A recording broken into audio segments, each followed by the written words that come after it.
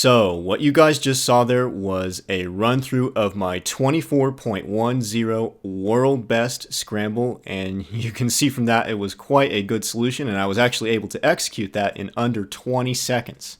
But I'm making this video to go over the reconstruction of my solution and how I was able to use the luck that I had to my advantage to pull off the first ever sub 25 FTO solve. The solve was actually done on my 3D printed puzzle, and it's really satisfying knowing that I have the world best single on the 3D printed FTO and the world best average now at 33.93 with my new modded FTO. So that's pretty satisfying. So this is the actual scramble right here. You can follow along on the top of the screen, scrambling white on top, green on front with my color scheme, or white on top, red on front with the Land color scheme. So let's go ahead and jump right into inspection. So clearly we can see this really nice block here. This is actually a small trapezoid already completed, and we even have one corner with a triangle matched up this way, and another corner with its triangle also matched up this way, which is incredibly lucky. This start is pretty insane, having all of this already completed. And we have our two other white edges over here, white light blue, white yellow, placed on this face, and the color scheme is also correct for these two edges, so we don't have to worry about incorrect color schemes at all. And we would actually be able to completely solve this white center simply by rotating this small trapezoid into place, minus just the one white triangle, and that other white triangle is right here. So in inspection, I realized that what I could do is first solve the small trapezoid on this face to match up with these two edges, and then do a 3-move insert to bring this white triangle into this layer and finally complete the white center. So we held the puzzle like this, and so that's effectively from the original orientation RO prime, UO prime, like this. And so now we're going to go ahead and do that solution. So in that case, that's going to be B prime is going to bring in this small trapezoid, completing it with these two edges here. And then the 3-move insert that I did was simply R prime, D, R.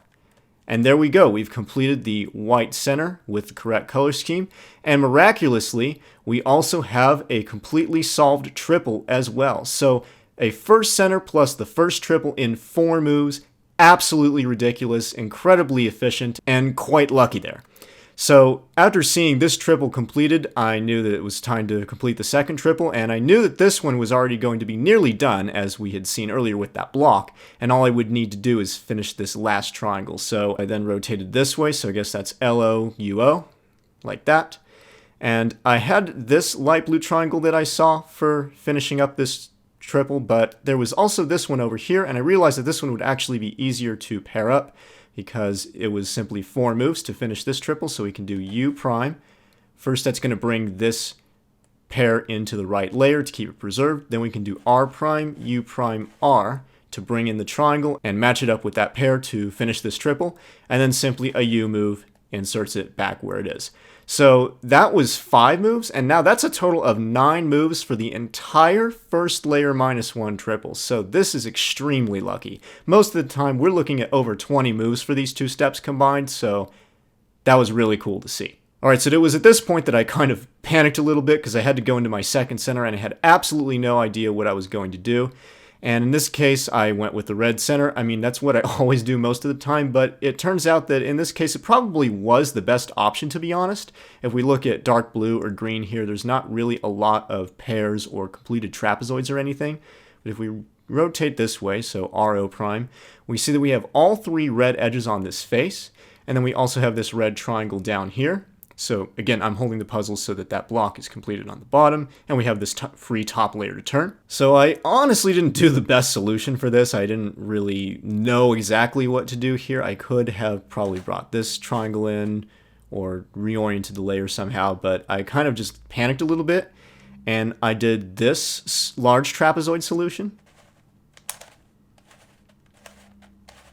Like that, so that formed this gray edge and yellow edge, red large trapezoid, and then we had just this edge left over. So I knew I was going to have to preserve this large trapezoid, so we do U prime here to bring it into the middle slice layer, and then in this case I went with R wide prime, and I guess that was a good idea because since I knew that I had this red triangle right here, I wanted to see where the other one was going to be, and I knew that it was going to be on the other face, so we just do ry prime, and we see that it's right here.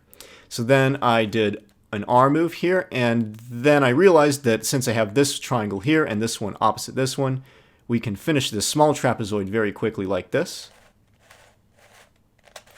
And so now the small trapezoid is completed for the red center, and then we can simply insert it with U, and then bring up the slice layer, and then U prime to orient the center, so now the gray is on the right hand side, and then R wide. So now that second center is done. Now for last two centers, I saw that I already have a completed large trapezoid on the blue face here, and actually I already had one completed on the green face as well, and so I could have theoretically finished the green center, but I don't think it would have been any faster to do it that way, to be honest. This case really is sort of the same from whichever angle you look at. So I just went with blue center, so I did R wide, U prime to bring this small trapezoid into the middle slice layer, and that just brought this open triangle over here, then RY prime.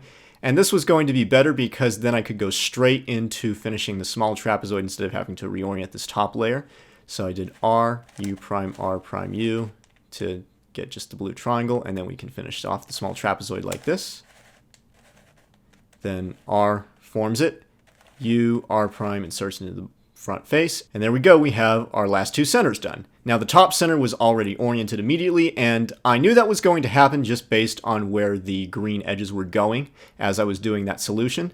So then I went into R wide, and then saw U prime orients this blue center. So now with last two centers done, I then had to go into last bottom triple, and this corner was right in front of me, which was actually quite nice because I already saw that this pair was formed, and now we just need to get the yellow triangle matched up. And I see this yellow triangle over here, so I pretty much went straight into it because since this other one was over here and this is not a good case, I knew we're going to go for this one. So I did RO like that, and then a sledge will bring that triangle into here while preserving the orientation of this pair on top. So we do a sledge, and then I knew that this pair was going to end up down on the bottom, so then I went straight into R to form this triple. And now we insert it into the bottom with just BL and this insert, then BL again. And now the first two layers of the puzzle are essentially done, and now we're on last three triples. So it was at this stage that I got really excited because I saw that after I finished that last bottom triple, I had these two offset pairs already formed, and they were correct. So I was hoping that the other triangle was going to be in a good spot, and so I looked around a little bit, I guess, and realize that it's over here, so this yellow triangle's on this face on the bottom. So we can actually just do an R move that completely finishes the pair formation for last three triples. And I think I did some kind of weird orientation stuff in this part of the solution, but whatever happened, it eventually worked out where I saw that, yes, I need to do a sledge to complete the triangle permutation, seeing this magenta going here.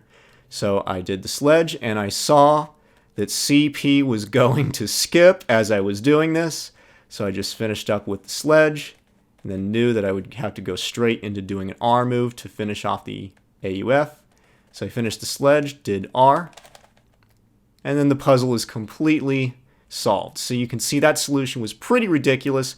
One flip solution for those last three triples is nuts, especially combined with that really efficient first center solution. It's no surprise that this was a great solve.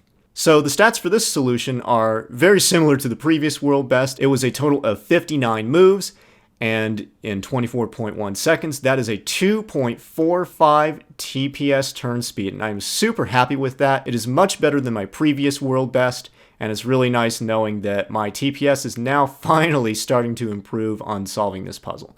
So there you go. That's the reconstruction, and here's the full solve.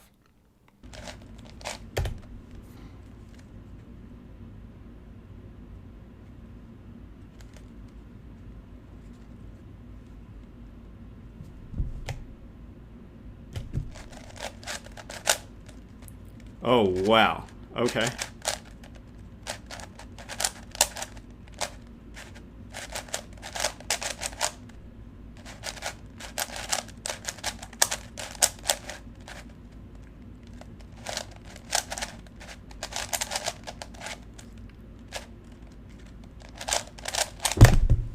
Yo!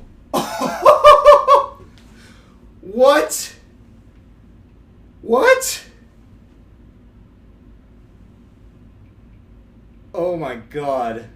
Guys, what? So now I want to go ahead and take this opportunity to announce to everyone that, in case you missed it, recently I have just organized an online weekly FTO competition. So this is a friendly, unofficial competition that anyone can participate in regardless of your skill or experience with solving the puzzle. As long as you can solve it, you can pretty much enter. It takes place every Sunday throughout the month of April at 10 a.m. Pacific time. Everyone solves the same 5 scrambles, and it works exactly like the WCA competition round would work. So if you're interested in participating and even getting a chance to show up on the leaderboards, definitely follow the link in the description. It's bit.ly/FTO weekly.